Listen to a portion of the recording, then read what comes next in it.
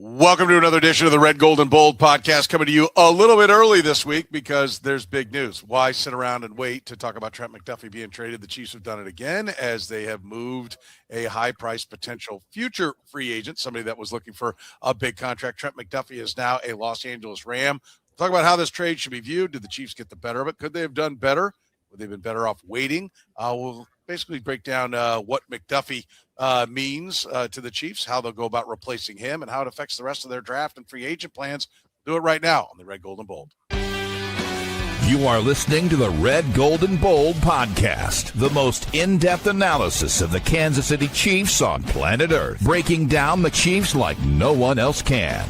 Red, Gold, and Bold is hosted by Jeff Chadiha, Sam McDowell, and Soren Petro. Jeff Chadiha is a senior columnist and on-air personality for the NFL Network and NFL.com. Sam McDowell is a columnist for the Kansas City Star. Soren Petro is the afternoon drive host of the program on Sports Radio 810 WHB in Kansas City. The Red, Gold, and Bold podcast is proudly brought to you by Gann Asphalt and Concrete, Kansas City's nationally recognized full-service paving and pavement maintenance contractor, making parking lot problems disappear in Kansas City since 1994. Free consultations, no commissions, in-house crews, and every project comes with a written warranty. Find them online at GannAsphalt.com or call 816-484-3338. Gann Asphalt and Concrete, one contractor, all things parking lot. Now, here are the hosts of the Best Chiefs podcast, Jeff Chadiha, Sam McDowell, and Soren Petro.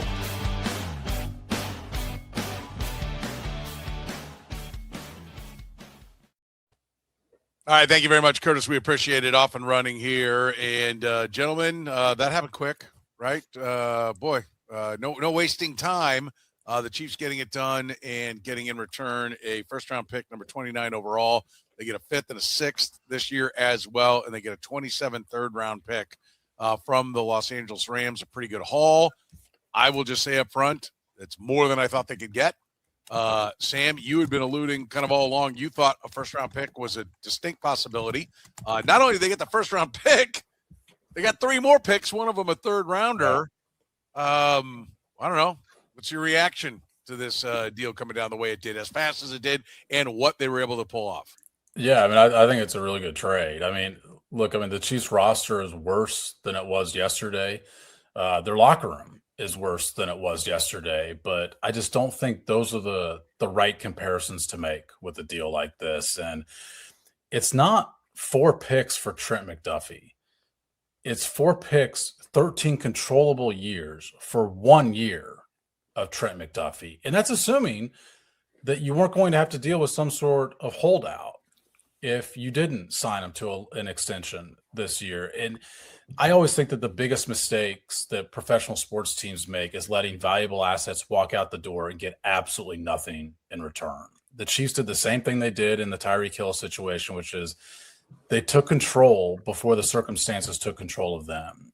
And I agree with you, even though I thought they'd get a first-round pick. Like, I thought that was it. I thought it was like a first-round pick. Maybe you get like a fifth or sixth. I mean, to get that third and fifth and sixth as well, the combination, I plugged it into all the charts today, and they have it somewhere between the 20th and 21st pick. And by the way, that's assuming the Rams pick 29th next year. I mean, they could pick 15th next year. They could technically, if Matt Stafford has an injury, pick 8th. They could pick 10th, and suddenly – it's actually more like the 18th or 19th pick instead. Yeah. Jeff, what was your reaction when you saw it? Home run. Certainly you feel like they got way more than any of us thought they were going to get in this deal. And look, I think it makes sense for both parties. I don't know if it's and we'll get to this probably topic in a second here, but I don't know if it's somebody lost or won. I think to me, it's an example of two teams with competing or different viewpoints on how to run a franchise. The Chiefs are trying to reset or rebuild, or however you want to phrase it. The Rams are like, this is it. We got Matthew Stafford, maybe one more year. We don't know what life's going to look like after he's gone, and we're going to take a big swing here. And they don't really care that much about draft picks because they know how to compile them. They feel good about how they can draft in day 2, day 3. And this team, look, Devontae Adams is there for the same reason. They feel like this is their opportunity to win a championship, and they blew a great one and losing to Seattle this past season. And so I said on our last podcast that Jackson Smith and Jigba is a serious problem for this team. Amon-Ra St. Brown, Detroit is a serious problem. CeeDee Lamb, all these guys that operate out of the slot. We don't know what Trent McDuffie is as a corner, but we know he's really good as a slot defender. And if he was going to go anywhere, looking back on it now, this place made the most sense. Yeah, I think that's a great point, Jeff, about that. I don't know if anyone won or lost. They each, I think, are happy with what they got and were willing to pay the price they paid. The Chiefs only had 6 draft picks, right? The Chiefs are buttoned up against the cap. The Rams had $40 million in cap space. The Rams had lots of draft picks. Like, they each one was, dealing from, their strengths. The Chiefs had a really good player. A really good player that's going to be really expensive. The Rams had cap space. The Rams had picks. And so this is a natural. We kind of touched on this, I know, texting amongst ourselves as to, this being a possibility when the rumors were out there and they were kind of talking about it. Snead was talking about it in his press conference. And so I think that is a good thing to keep in mind. But I also think, I will say this. I think the way you put it out, 13 controllable years, Sam, for one, is important to remember. And I think the fact that you looked at the charts and it comes to 20 or 21, like that's the exact pick that Trent McDuffie was. Yeah. So it's like they got that pick back for him. Of course, they traded up to get him at 21. But I think what's important to remember is with that 21st pick, they got Trent McDuffie and they had him for 5 years, right? They got to control him for 5 years. The Rams are getting him for 1. Now, everybody knows they're going to give him a contract. Right. And it's going to be expensive, but to be up over a barrel, which the Chiefs could make it work at 13, like they could certainly make it work, but this is a better situation for them. I think the fact that they're able to get the return that was the same as their investment, that's pretty good. I mean, I agree with Jeff. They didn't beat the Rams in this, but I can't imagine. Could you squeeze more juice out of this if you waited till draft day? I can't imagine that. No, I think you'd run the risk of the possibility that you'd lose the offer. And I think what's else important to remember in this is, yes, every team in the league would find a role for Trent McDuffie. Like, he starts on every team when you start 3 cornerbacks. He's the top of several teams' cornerback charts, including the team that just traded him to the West Coast. Like, he's atop the Chiefs' cornerback charts as well. But it's not just about that. And when you look at interested parties, you have to have at least 3 requirements. You have to need a cornerback. You have to have cap space to afford $30 million under your budget, whether that's this year, next year, the year after. And you've got to be all in now. There's a lot of teams that fit the first 2 bills as far as needing a cornerback and having cap space. Those are teams that suck. Those are teams that are rebuilding for the future to also be in this win now mode. And I'm told that this came down to the Rams and Giants, that those were the 2 teams in it to the end. And I don't know exactly what the Giants offered, but logically you can deduce that the Rams had a richer offer. And so if that's the case and you don't take it now and the Rams go out and sign somebody in free agency, then what? Where are you? I mean, I don't think you could have possibly expected the offer was going to get any better than what you had. Yeah. Jeff, you agree that this was it? This was as much juice as you were going to squeeze out of this? As soon as you heard first round pick, I said this on our last podcast, you should be talking about getting it done. I don't know whether there would be any waffling. If it was just a first round pick, it'd have been a great deal for him. To me, there was no question that what they ended up getting out of it and maximizing the value was important. And again, we'll see what happened with those picks, but this is the best case scenario for the Chiefs going into the draft now, because now you have the opportunity to look at being a lot more flexible as far as how you move, the players you pick. You're not going to be stuck having to reach on certain guys. And hopefully they're able to maximize. Not just, I think the first round picks are let's face it, a 29th overall pick is going to be, it's like a second round pick given the amount of talent in this draft. But what you hope is that those day 2, day 3 picks, and that third round pick next year is a big deal. I think it's really a lot more. You don't want to dismiss that as being a valuable pick for the next season. You don't know what that's going to be, and you don't know what you're going to need. But I think like now you can really go out. You got more salary cap flexibility. You have more picks. You can breathe a lot easier if you're Brett Veach going into this free agency draft process. Yeah, nine draft picks now. I think that's important because 6 was not enough. They have too many holes, too many needs, and you're going to miss on a couple of guys. So this was very important. to get that depth of picks that are out there. And for me, Sam, if you're like, well, you should have gone for 20 or 21 or a higher first round pick. I've said all along, I think getting quantity of picks, like if you could take the trade chart and if you're like, okay, if this was pick 21, would you rather have 21 or would you rather have this? I would rather have this because they need the quantity of players. And, this was a Ramsian move. This is what the Rams would do. This is an analytic approach to things. And I think, it's like I said, I think it's a really well-executed trade, a well-executed plan. And they clearly moved swiftly for, like you said, they got an offer. Could they have tried for more? Yes, but there's a tremendous risk that you lose it.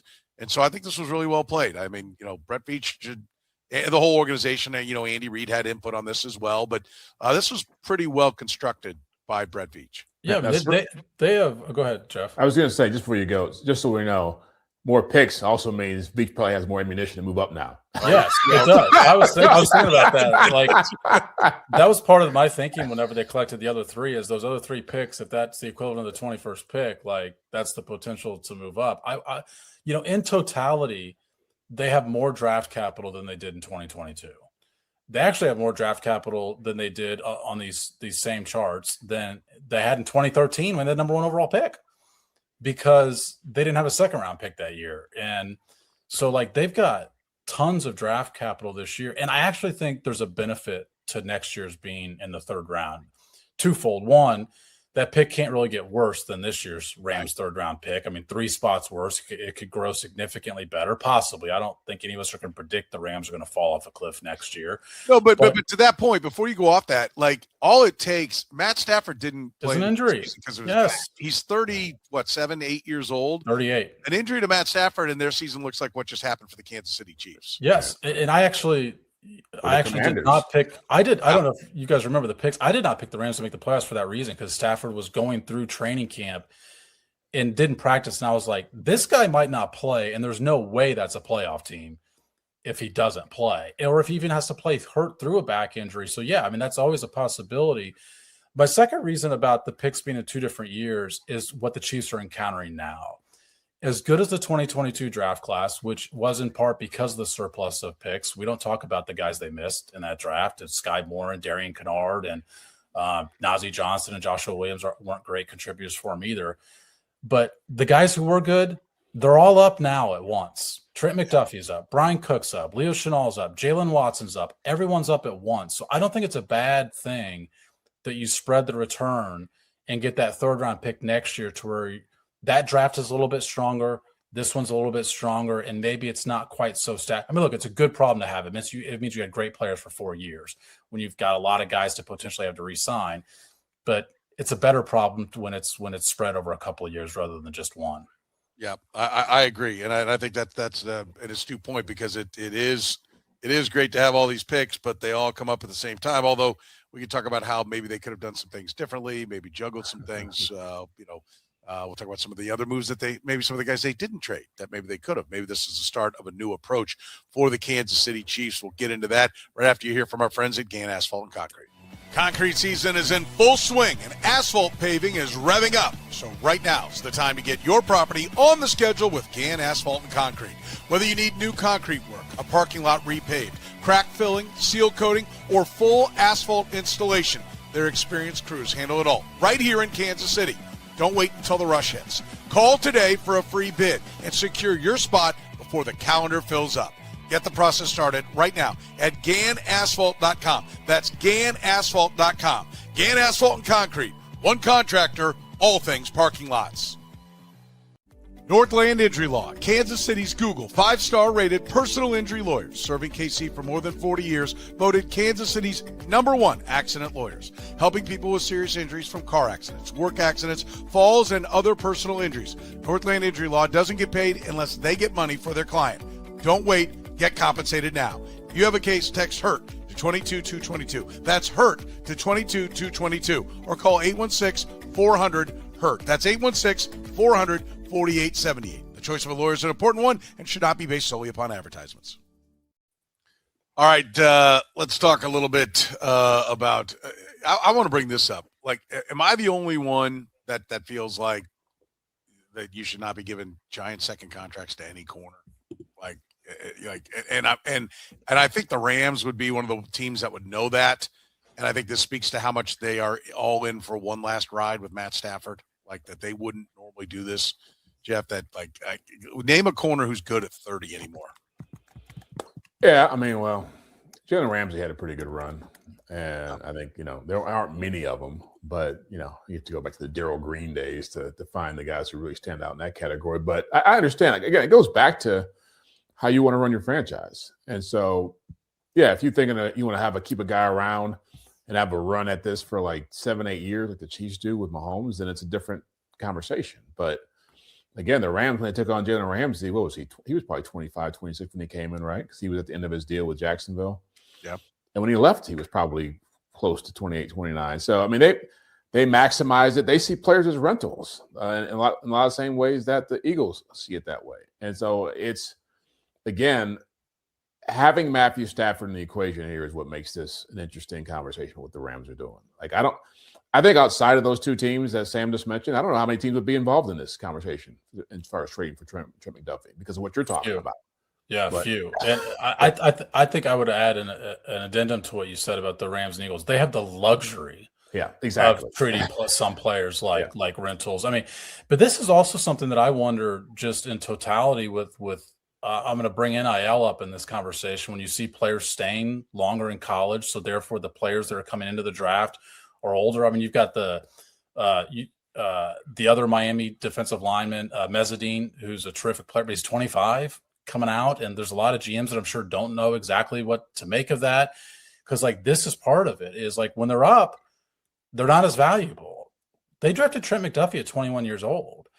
And so I'm sure he's more valuable to the Rams now because he's going to not turn 26 until week 2 next year. And the Rams are thinking we get years 26, 27, 28.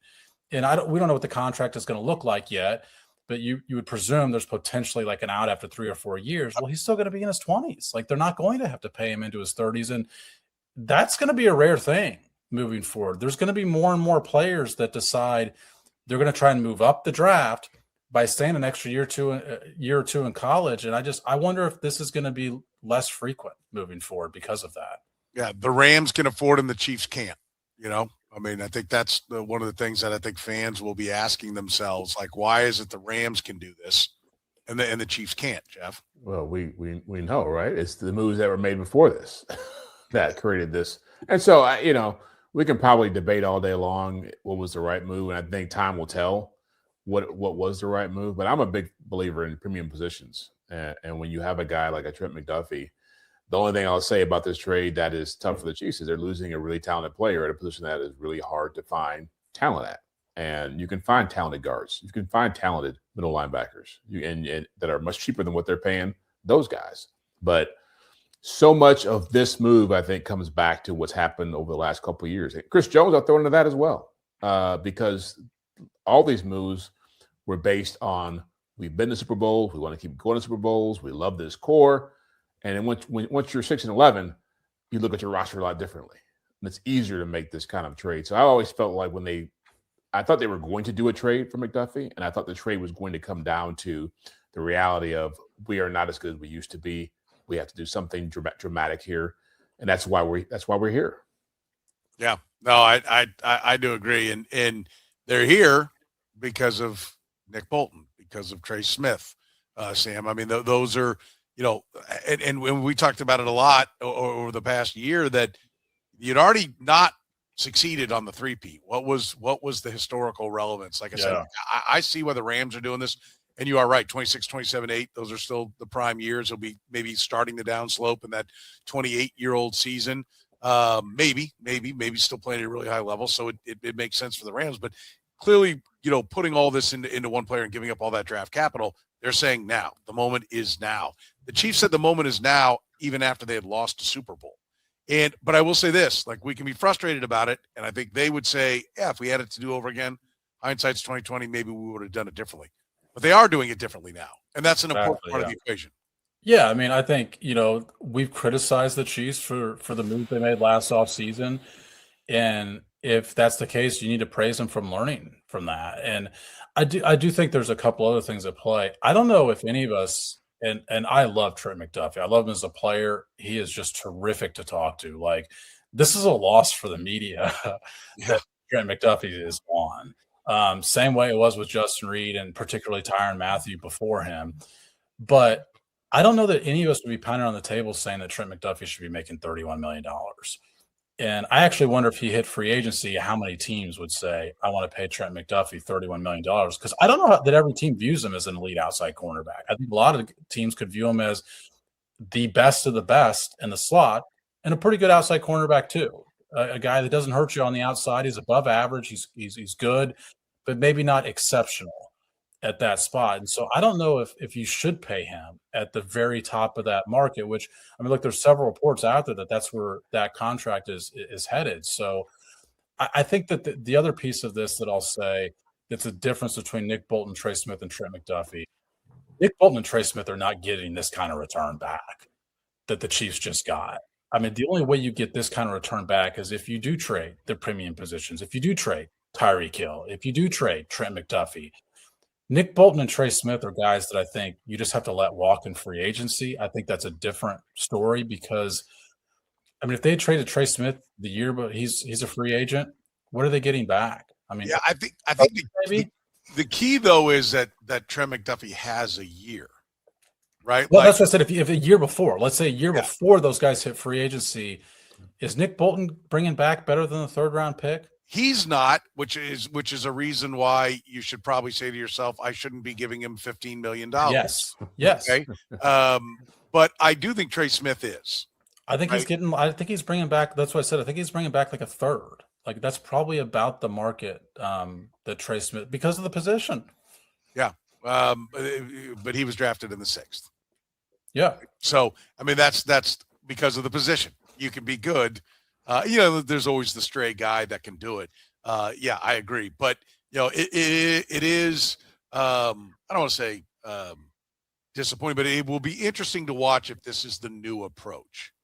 Or was this just a reaction? Did they do the right thing? Listen, it's always better to do the right thing late than not do the right thing at all. So the fact that they didn't do it that time does not mean like, well, I don't know why you did it this time. Well, you don't bury yourself even further. Yeah. Let's give credit for the fact that I think they made exactly the right move that they should make. And frankly, exactly the right time to make it. Although I would have shopped him last August because then you can get even more. I mean, I think that's where this needs to get to, is where if you're doing that all the time and you have all the draft picks, you can always make the right decision. If you make the right long-term decision all the time, you will have a stacked roster. Right? How many other guys on the roster do you guys think they would have the opportunity to do something like this with? Outside of the quarterback, yeah. Zero. Are we saying that they would draw, like, I think Trent McDuffie was arguably their second most valuable asset given age and position after Patrick Mahomes? Yeah, I agree. And I think Josh Simmons could potentially get there real quick if he looks healthy, because I think he's going to be a player if he's focusing on there. And to your point, I mean, you don't talk about, well, Chris Jones has been up. Well, but Chris Jones is old and he's got a huge contract. Nobody's going to buy in on that one. So your point, it almost has to be somebody in the last 3 drafts, right? And Rashee Rice has thrown away any value he might have had with his off the field stuff. Felix Onyeudike-Uzomah's not it. No one else in the 23 draft class has played that well. We mentioned Kingsley Suamataia is probably right now the best player in that 24 draft class over Xavier Worthy, but he's a guard. Same points that you made about Trey Smith apply here. And then, Simmons, like I said, probably the only one. Noel Williams could be on that track. And I'm gonna bring that up as a part that I like in making this move, Jeff, is there's no choice but to play Noel Williams now. Well, yeah, there is. Yeah. And that's a good thing. I mean, really, this goes to something else that should have happened the last couple of years, is they're starting to develop players, starting to trust younger players to get out there and to see what they can do. And we know what that meant to that 22 draft class and how much that helped them be a part of a Super Bowl winning franchise. And I don't think this team is ready to win a Super Bowl with the current group they have. But yeah, I mean, Noel Williams has showed some promise. You think about Jaden Hicks, this whole secondary now is going to be in flux because you're losing Three guys, and the fourth guy, Jaden Hicks. Everyone's on a rookie contract other Yeah. than Christian Fulton. Yeah. Yeah, and so you're really relying on a whole bunch of guys back there without an established pass rush to get it done for you. And so that's the other side of the equation here. How do they use these picks? How do they use this money? Because they've got to find a way to get better fast on defense, because what they have is not looking all that great. Yeah, before we get to that, I mean, Sam, line me up in a nickel right now. What does it look like in your mind? Well, I guess they just have to be the only guys under contract. I mean, Kevin Knowles is probably playing the slot in that case, and you've got Noah Williams and Christian Fulton on the outside. Right. I mean, this is the exercise that we did, a couple weeks ago, a couple podcasts ago. I can't remember when it was. Now we think about it, but just for people to, if you don't recall, when we broke down the defense on what's actually under contract, Christian Fulton, Shamari Connor. I mean, you put Connor wherever you want him. Noel Williams, Kevin Knowles, and Melvin Smith Jr. Yeah. Okay. Those are all the guys listed corners, but that leaves you by putting Shamari Connor up there at the corner. Your safeties are Jaden Hicks, Christian Roland Wallace, and Tanner McAllister. And good Connor, I think we all think should be playing safety. Yes. I will say the other thing about Noah Williams, and you mentioned it, Stern, like you have to play him, but like you develop this position so well. And that's why I've been saying for the longest time, Trent McDuffie should be more valuable to like a team like the Rams, is because the Rams very clearly have not been able to develop this position over the last few drafts. The Chiefs have, and they continue to develop it well. They draft it well, they identify it well, they draft it well, and then Dave Merritt and Steve Spagnuolo really develop this spot. So like, take advantage of what you're good at. And if this is a surplus because you've created the surplus while other teams, every team in the league could use a cornerback, then take advantage of it. I mean, they did it with L'Jarius Sneed to where they got an extra pick out of that. They've taken lesser talent before. And I say lesser talent, I mean draft capital. 7th round pick, Jalen Watson, undrafted free agent, Charvarius Ward. Like, they've just been very good at this spot. Yeah, they are. I mean, to their credit, they're leaning into where they've been strong, but they've got to continue to be strong. To just when you look at what they're going to put out there, they're going to have to develop some people this year, right? Yeah. And we've seen them do it, and we've seen them have to play young players like they did in 22, and seen it work. They won a championship with all the McDuffies and the Watsons all on rookie contracts. So now, and I think there's a little bit of this. Hey, Steve, you're the highest paid defensive coordinator in football. Go ahead and coach him up. I mean, because he can. And I think this is one we've also talked a lot, Jeff, about how this roster has the fingerprints of the coaching staff on it more than it does the front office. Yeah, this is a front office move. Yeah. Oh, without question. This is what Brett Veach is getting paid to do. And I would add to what Sam was saying about the developing cornerbacks. They develop those cornerbacks because generally the pass rush has been pretty good during some of the prime years of these cornerbacks. I mean, Jalen Watson had a pretty good year last year. Didn't matter. It ended up being 6-11, so it's just, I think not only is Steve Spagnuolo going to have to coach his butt off, but he's got to fix the front four, the pass rush. He's got to get that better as well, because the Rams could get away with having deficient corners because their front seven was spectacular. And those guys, they had a lot of guys to get to the quarterback. All right, what does this do for their draft? How does it affect free agency? We'll talk about that next. We'll do it after you hear from our friends at Italian Delight. Italian Delight was the first restaurant to bring true New York-style pizza to Kansas City almost 50 years ago. They sell whole pies or pizza by the slice, or enjoy their classic strombolis, calzones, and sausage rolls. Sandwich lovers, check out their lineup of hot and cold subs, the combo, the meatball, or the Philly cheesesteak, just to name a few. And don't forget the pasta. Their famous lasagna and classic chicken Alfredo always hit the spot. And if you're hungry for lunch, check out their daily lunch specials, starting at under $10. Italian Delight can even cater your next work function or party. Dine in, carry out, or delivery, it's Italian Delight. Located just 3 minutes east of Kansas Speedway at 8145 State Ave in KCK. Check out the menu and order online at ItalianDelightKS.com. Kansas City's own Italian Delight.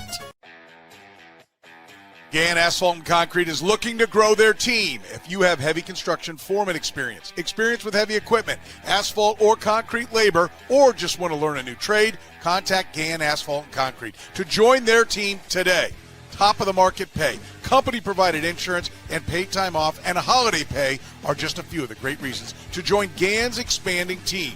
Learn more about this great opportunity with GAN at ganasphalt.com/careers. That's ganasphalt.com/careers. GAN Asphalt and Concrete. One contractor, all things parking lots.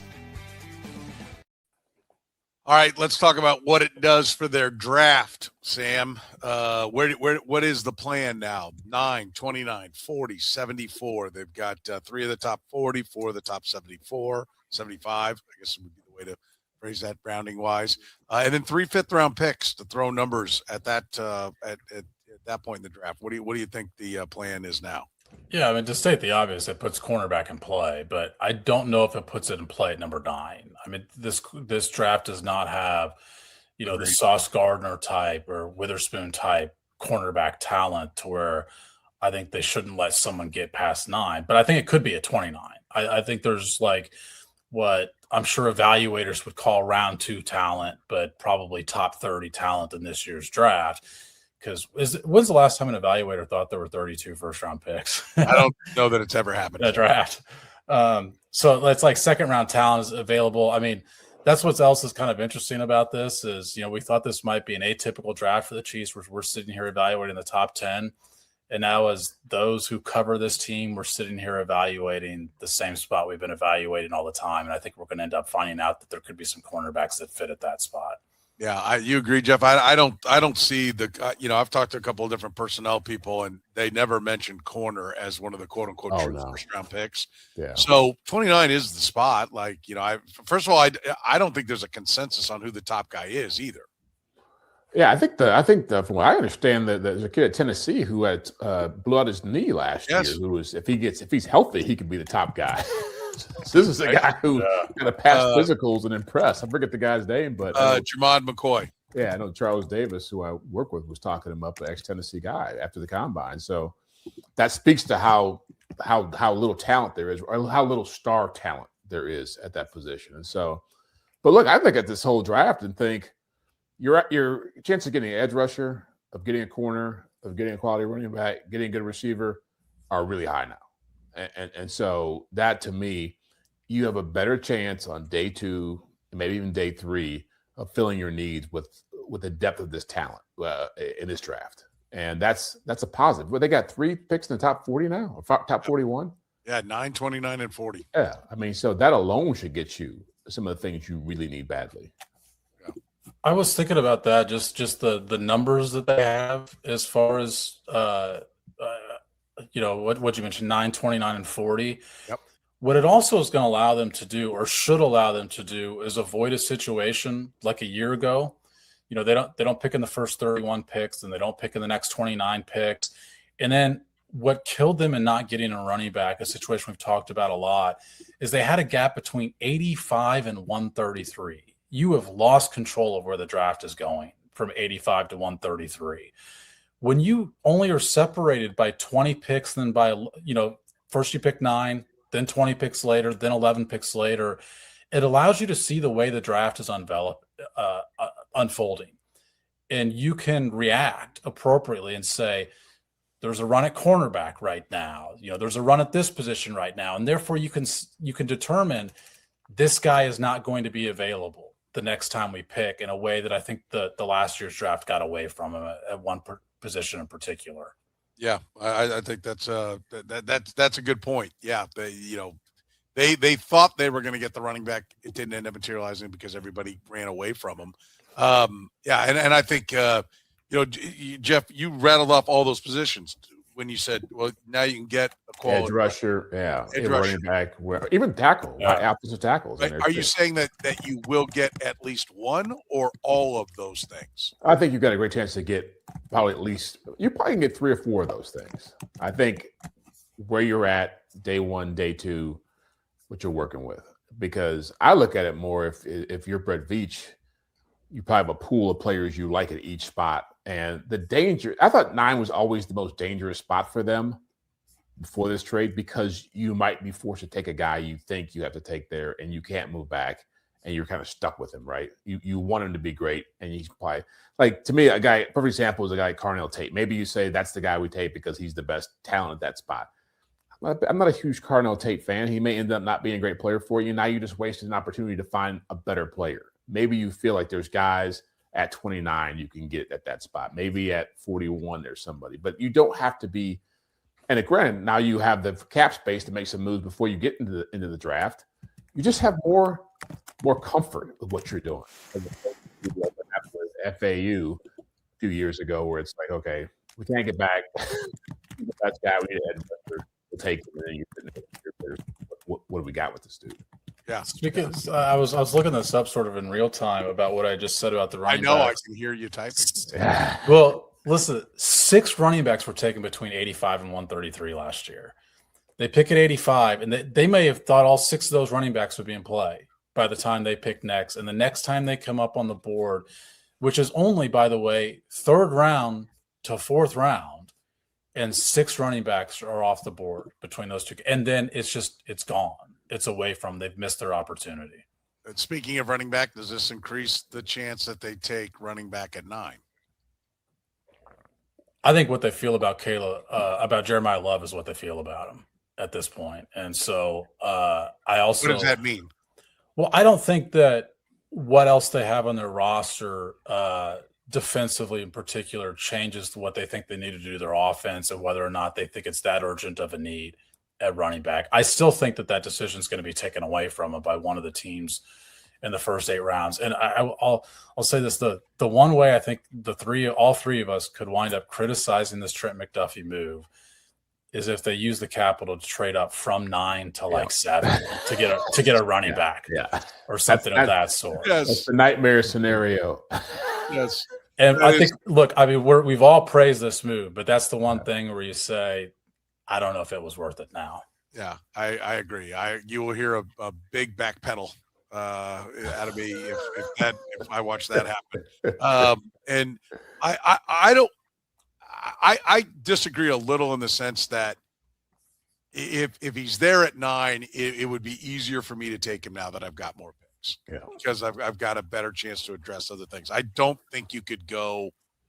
I'm like, I don't know how good Jeremiah Love would have to be for me to go 9 before this trade happened. And I wouldn't even know how to quantify the play. I mean, I'll be honest with you, Christian McCaffrey and probably maybe more durable. That's what I think it would take to justify that at 9. I do think now you could say, well, we're going to come back and we're going to get a good quality edge rusher. Steve Spagnuolo's guy isn't, the same guy that everyone else is looking for. So we can get one of the guys that he really likes in there, plug that in at 29, at 40. I get the corner. We're rocking and rolling on defense. We're the same spot we would have been, before, but now I've got the running back. So I do think it's a little more at play.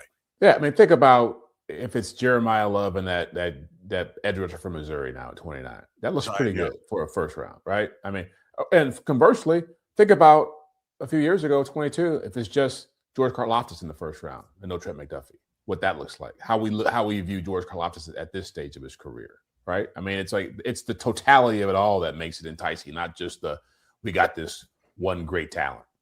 Yeah, they had a terrific draft in 2022. Part of that is they still had as many misses. They just had more chances to have more hits, and they did hit on more of those. Like their percentage was really good too. It wasn't just the total; their percentage was good too. But like I mentioned earlier, I mean, Sky Moore had 600 career receiving yards in 4 years. Najee Johnson and Joshua Williams combined for 1 interception between the two of them. Darian Kennard did not ever step on the field for an offensive snap for the Kansas City Chiefs. Those were 4 guys all taken in the draft class that we applaud them taking. Well, you had more chances in that draft class. You had the opportunity to make more mistakes in that draft class. Yeah, there's no doubt. What does it do for the free agent plan, Jeff? How does this tweak what you do in free agency? Are you looking for a veteran corner now? Does that do it? Does the more? I mean, clearly you have more cap room to go out, so you can splash some cash around. You're a bigger player in free agent monetarily. What do you do with it, Jeff? Well, certainly that's the position you have to look at, and there's good players out there. I mean, I think I don't think they'll be able to get Jalen Watson back because he's going to have a pretty big market given that he's the top rated player at that position. But I mean, I think about Greg Newsome, who was in Cleveland for a long time, a good corner there, and went down to Jacksonville to help them second half of the season. I think about Alante Taylor from the Saints, who's a pretty good player, been playing on a bad team for a long time. I think Rick Woolen from Seattle is a little bit of a longer player, but he's super fast. I mean, there's guys out there that can be had. I mean, I wouldn't mess around with a Jamel Dean type guy who's over 30 years old, but I could see Greg Newsome. If there's somebody I think that could be here on the open market, Greg Newsome would be the guy. He's 26 years old. He's been a good player, played in aggressive defenses, played for Jim Schwartz in Cleveland, blitzes a lot. Definitely could be a fit if they wanted to go find a guy who could be a second-tier corner on the free agent market. What do you see it doing to their plan, Sam? I mean, Jeff sold me on Newsome. What's he going to get paid? less than Trent McDuffie wants. How about that? Yeah, I mean, I think the obvious question is to wonder whether or not Jalen Watson's back in play. And to me, he's going to be 28.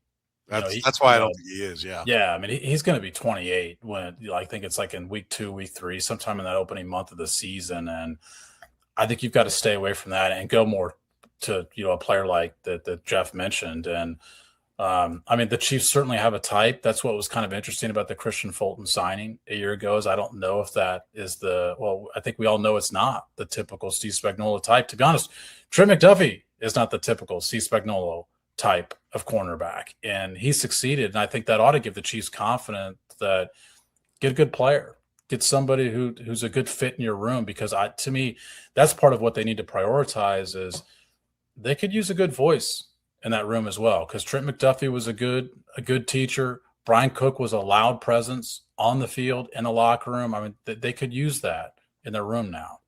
Does it make it easier to give, the number, we mentioned a couple of different running backs free agent wise.